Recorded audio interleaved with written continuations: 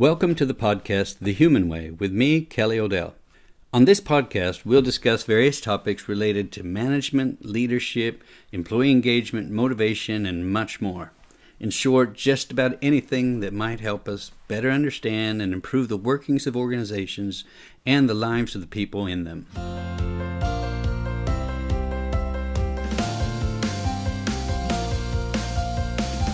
On this episode, I'll discuss the topic toxic bosses. Let's start with the bad news. Toxic bosses are a very significant problem in all types of organizations all across the globe. The data has been piling up for a long time. A Gallup study from 2012 indicated that half the people who quit their jobs quit to get away from a bad boss. Now that would mean that about 1 million people quit their jobs every month in the USA alone just to get away from bad bosses. The same Gallup study indicated that only about 13% of employees are actually engaged at work, and bad management is one of the primary reasons for this problem. I prefer to use the expression toxic boss instead of simply saying bad boss because bad bosses aren't just bad. They actually are toxic. They not only execute their task poorly, they poison the entire organization. Since bad managers lead others, the effects of a bad boss impact so many other people. These negative effects contaminate everyone and everything they come into contact with. So what's the good news, you might be thinking? Well, the first bit of good news is that in the same way that a toxic boss can poison the environment, good human bosses can spread positive effects throughout their organizations. The next bit of good news is that we know a lot more about management, leadership, and employee engagement than we ever have before. Today, there's a body of knowledge that can help anyone become a better manager if they're willing to challenge themselves, reflect on their own values, and learn some new skills and behaviors. The question really is if you're open to new ways of approaching your role as a manager. Now I'd like to ask you 7 questions. These questions are designed to help you understand if you're at risk of being a toxic boss. You could also use these questions to try to understand if your boss is a toxic boss. After each question, simply answer yes or no, and at the end of this short test, I'll explain the results to you. Question number 1. Do you think that one of your primary responsibilities as a manager is to make wise decisions, and that the role of your employees is primarily to implement those decisions? Question number 2. Do you frequently feel the need to dig into the details in order to make sure everything works out okay? Question number 3. Is it important for you to find the person or persons who are responsible when things go wrong? Question number 4. In a typical meeting with your employees, do you normally talk more than other people in the meeting? Question number 5. Do you often feel frustration that your employees ask too many questions and talk too much about issues? Question number 6. Do you find it easy to make quick decisions and often rely on your intuition? Question number 7. Do you believe it's important as a manager to take all necessary measures to minimize or eliminate risk in your organization? If you answered yes to 1 or 2 of these questions, you probably have nothing to worry about. You have the insight to know that no one's perfect and that you have to work continuously to maintain and develop your skills as a manager. You're aware that your role as a manager is primarily to facilitate the efforts and decision-making of the people in the organization. And you also know that success as a manager is more about supporting the right behaviors than it is about executing specific tasks. You're also aware that good leadership is only one of many important skills necessary for success, and that as a manager, your primary focus is to create the best possible environment where the needs of the individual and the needs of the group are in balance. If you answered yes to 3 or 4 of these questions, you may need to rethink a few of your notions about leadership. This doesn't necessarily mean that you're a toxic boss, but you definitely have a leaning in that direction. You may have a tendency to put too high value on achieving various tasks or goals and actually miss out on the real underlying purpose of your organization. Keep in mind that the more involved people are, the more engaged and motivated they tend to be about their work. And ultimately, engagement breeds productivity. Challenge yourself to delegate more of the planning and decision-making work to your employees. Delegate and then leave them alone to do their jobs. Avoid micromanaging and forget all about looking for scapegoats or culprits when things don't work out. Remember that your employees might not do things exactly the way you would have done them. Who knows, they might even do them better. If you find yourself answering yes to many of these questions, you are in danger of being a toxic boss. But there's still hope. The fact that you took the time to listen to this podcast and take the test shows that you're not too far gone. Most really hardcore toxic bosses have so little self-awareness that they wouldn't see the need to listen to a podcast on toxic bosses. This is probably the biggest challenge with toxic bosses. They just don't understand that they're part of the problem. Toxic bosses tend to see all sorts of problems with employees, the organization, processes, and lots of other things. And they see themselves as problem solvers and never realize that they themselves can be a big part of the problem.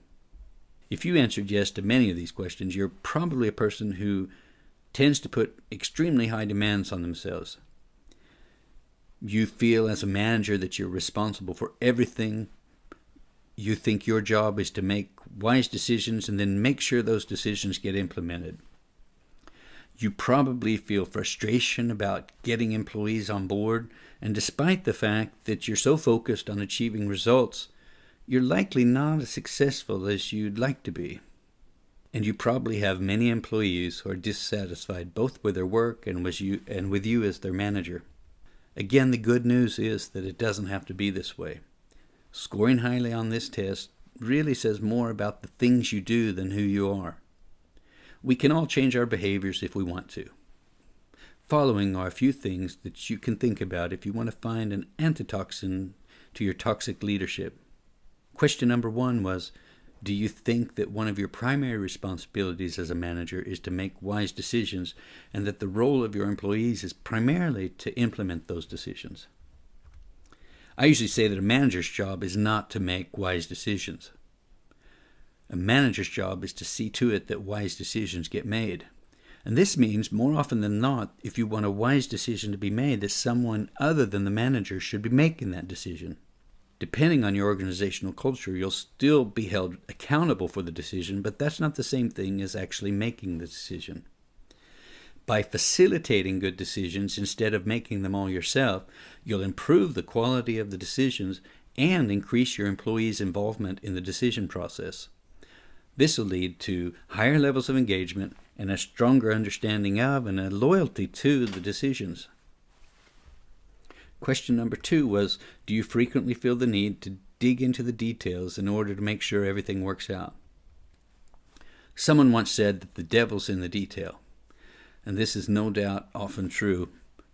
I wouldn't go so far as to say that a manager should never dig into the detail, but many toxic bosses paralyze their organizations with constant deep dives, boring down to the most irrelevant minutiae.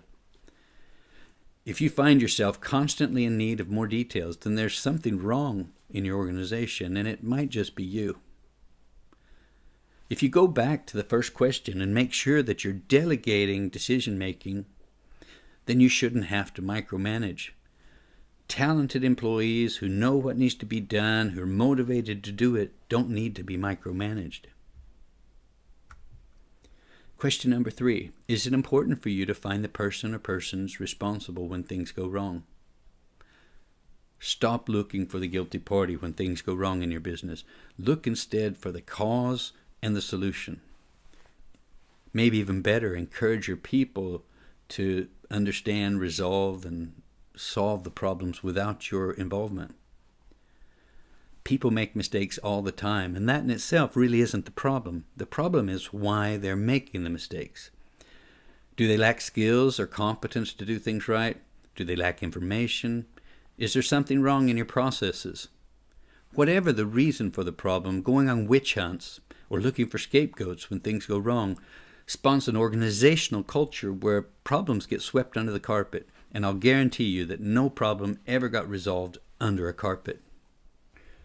Question number 4. In a typical meeting with your employees, do you normally talk more than other people in the meeting? This is a hard one for me, and for many other managers. I like to talk, and as a manager, I can easily dominate the meeting. One trick I've learned for myself, and I've often encouraged other people to try, is to delegate ownership of the meeting to someone other than the boss. For example, the head of the department doesn't necessarily have to be the one that holds the meeting. There will most certainly be certain agenda points where the boss needs to convey certain information to their employees, but that doesn't mean that the boss has to be the chairperson of the meeting. In reality, it may be much better if someone else who's not the boss chairs the meeting. They can control the flow of discussion and make sure that no one dominates discussion. Another little trick I use is to try to avoid being the first person to voice an opinion. I often find out that if I can keep my mouth shut, someone else in the meeting will say what I was thinking of saying.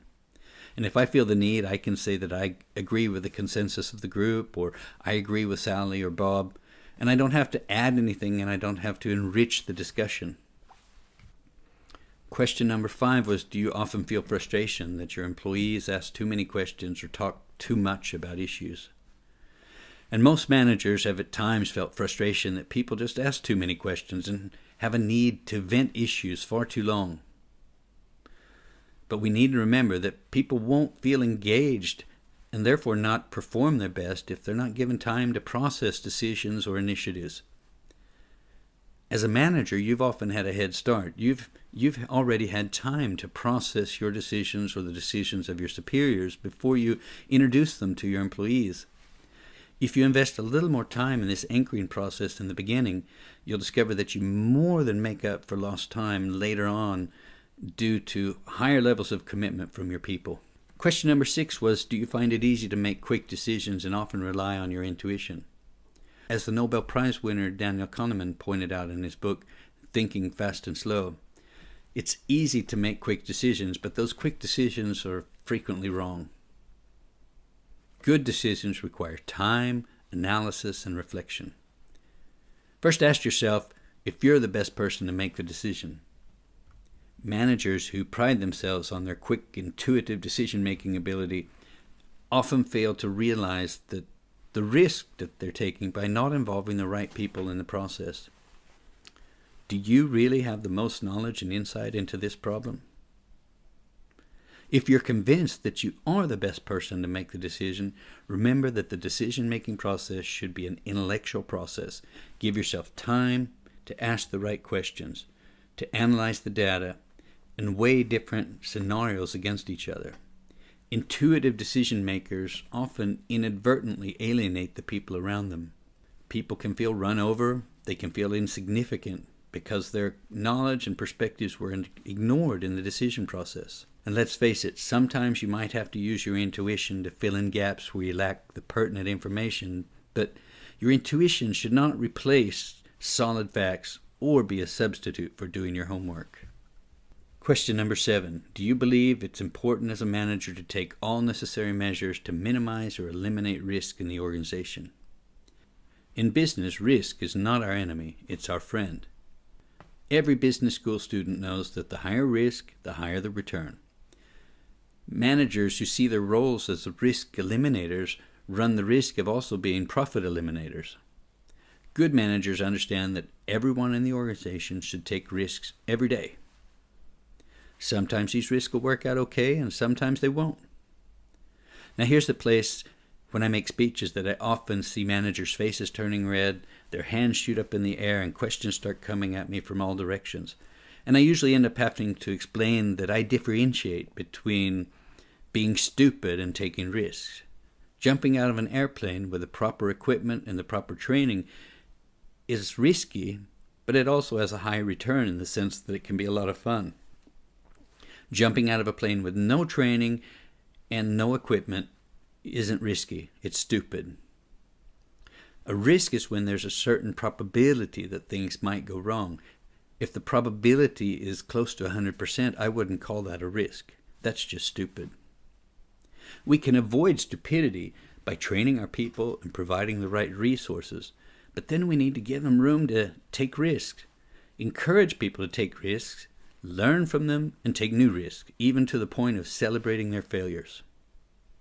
These are just a few of the problems and solutions related to toxic bosses.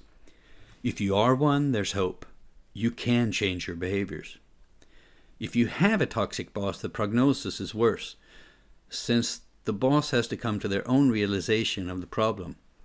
It's very difficult for an employee to bring this awareness into the toxic boss's consciousness. But you always have a choice. You can accept the environment as it is, you can change the environment, or you can change environments. Thank you for joining me on this episode of the podcast, The Human Way. I hope you'll join me again in the future.